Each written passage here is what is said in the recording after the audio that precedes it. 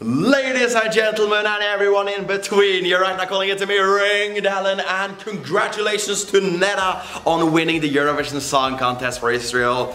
Great job, really deserved. It's so fun to think about the fact that you had a song here like Toy that has been constant #1 leading up to this year's Eurovision, but then the rehearsals happen and maybe the Eurovision fandom and the press got a little bit blinded by their newfound love for Ireland and Cyprus and Norway and Lithuania, and they was blinded by that, right? And that was the reason why Netta was so far down. Many were saying she ain't gonna win, it's not good enough, it's not that great of a performance. But it was clearly the best because it won so big. It was such a big victory. It had like almost 100 points lead over Cyprus. So I'm really behind this winning. It was just that it was a bit shocking to me. I was really hyped on Cyprus and I was also more of a fan of Austria. So it was like, okay, you have these three and then Netta won, and it was kind of confusing at first, and then she won because you're seeing all these people running around, and it was like, okay, so yes, okay, congratulations, great. She really deserved it. She's so sweet, she's so real, and her message is so important. So really deserved victory there. Although I was a bit shocked, it wasn't really like, yay. It was more like, oh, great job, and it's like, okay, what now? What now? And maybe some of that was because, you know, if you look at my favorites going into this final, that also changed a bit during the final. We gotta be honest here with Lithuania. I actually didn't like it that much in the final because she was crying at the exact same point. I thought that was genuine in the first semi. Maybe it is, but it was like the exact same way of crying and laughing, and it was all the same. And it felt like, oh, we were fooled. And that's why it actually ended up not being in my top 5 even. I had it really far down. I think the winner of the night in terms of really just going far and beyond expectations is Albania. I think Albania really delivered, and the fact a song like this from Albania, I think it reached 11th. Albania really deserved that. It was a quality rock act in a native language that really delivered. And I think that this is something that hopefully will push for a bit more change in more native languages coming to the contest, because it clearly worked in this final. So really great job there. One of my highlights from the whole televoting sequence was Sweden. Wow. Well, that changes everything, ladies and gentlemen. We will not be going to Sweden next year. With 21 points, Sweden.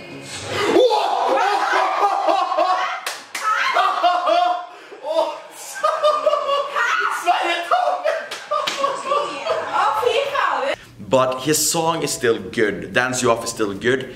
Never deserving of going so high, never deserved that. I think that the whole performance in Eurovision was a lot more cold than in Melodifestivalen. It felt a bit off, he was still good, so don't get me wrong, he deserved the final. But he never deserved to go so high, he never deserved to be second in the juries. That doesn't make sense. And it clearly doesn't make sense when the public and juries are so far from each other. The fact Austria, which I loved, and Sweden were the top 2 and then ended up not doing that well with the public. It's like, the fact that happened, I just think it's a big example that you need to change this jury system. And it doesn't make sense really to have them here when it's a contest for the people. Yes, it's block voting and you can buy votes, but the same is happening there. It's a really rigged system with this whole jury thing. It's like, if you are with the right record label, congratulations, you just are in top of the juries. Great job, not deserved. It's really strange. And the fact that you have such important and big acts, like for example, Italy not doing well with the juries. What is the point? I don't get it. It's like that's number 3 from the public, but the juries, what are they thinking? It doesn't make sense to me, it doesn't. And I think that ultimately with this is that we have had examples the past couple of years, 2016, look at Poland and the whole difference there. Then you have last year with Australia, look at that difference. But here you have a clear difference because Sweden never deserved top 20. And then they were like number 6 at the end, I think. So it's like, that's too high. An entry that got really low, which didn't get top 20, was the entry from Hungary, AWS's Viszlak Nyár.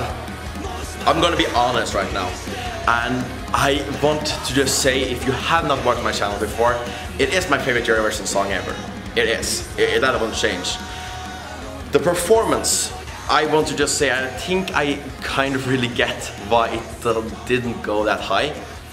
It's not an emotional performance. It's a really, really emotional song, but AWS has decided, and I respect them for it, to not go with the emotional performance. They went with a fun, electric and chaotic performance, which worked, but still it didn't work as well as in the national final. There you see the pain, the agony, and here you don't. They don't use their whole body for pain. They use the whole, our scene and whole arena and stage to play with and just do crazy things, running from like bombs, jumping into the crowds, crowd surfing.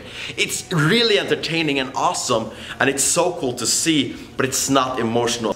So I am going to stick to the national final performance if I want to be emotionally invested in what they're doing there. Because I think everything else has really been building up how emotional this song is, the acoustic version, the music videos, everything. And then you come to Eurovision and it's just a party, and I love it. I love their whole goofy and fun style. It's just that I think that's the reason why they didn't go too high, because of how the song went from being really emotional in its staging to being really fun in their staging.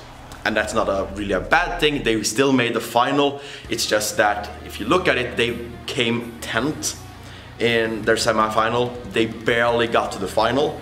So that might be one of the reasons why they didn't get higher. And that's the hardest stage to work with, but still, there were things you could have done, but still, they made it. They made it and had a really, really cool party, so that was really awesome. And speaking of awesome, we gotta talk about Surie. Yes, I'm honest, this is my last place song, but I have always loved Surie. I've always supported her. I always wanted her to succeed here. And the thing is that when that asshole runs up on stage, grabs her mic, and then she gets it back and she sings about this whole empowering and strong song, that's just amazing to me. She really, really delivered an incredible performance. So glad she did not finish last. Sad that Portugal did, but I think Portugal deserved last place more than Surie. Surie delivered. Surie did a really good job, and the fact that they also did not do it again, they didn't have the performance again, just thinks it adds to it. It adds to some magic there. So she was able to fight through it and really deliver. And I also want to talk about Sara Alto, because Sara Alto's streak of second places is still intact. She got second last, and did she deserve that? I don't think she deserved to be second last. I think she should have been higher. I think she really was better than Sweden, but it's still a really pointless and weird show, so I get why it didn't do too well, but it's still such a fun and really just empowering song that it would have been fitting for a higher place. And also we have to talk now a bit about Denmark. Yes, Denmark. It's strange that you have the juries not going for Denmark too, which ultimately means that if Denmark had won the televoting, they would not have won the contest. Which is frustrating, but Denmark really delivered, and it's so fun to see that type of song going so high. Hope that will lead to more risks and more theatrical songs in the future.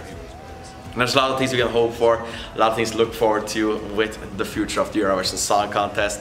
I want to thank you all very, very much from the bottom of my heart for making this the most fun I've ever had on YouTube. The past couple of months have been absolutely amazing, and that's all thanks to you. You have made this possible, you have made this awesome, and I wish you all a fantastic post-Eurovision season, and I can't wait till we will talk again when the new season rolls around. Thank you very much for being a part of this channel, this journey. I can't wait to be back, but for now, let's all have a well-deserved rest and look forward to the next Eurovision season. So yeah, until we speak again, have a great day, a great life. And please remember to take care of yourself and each other.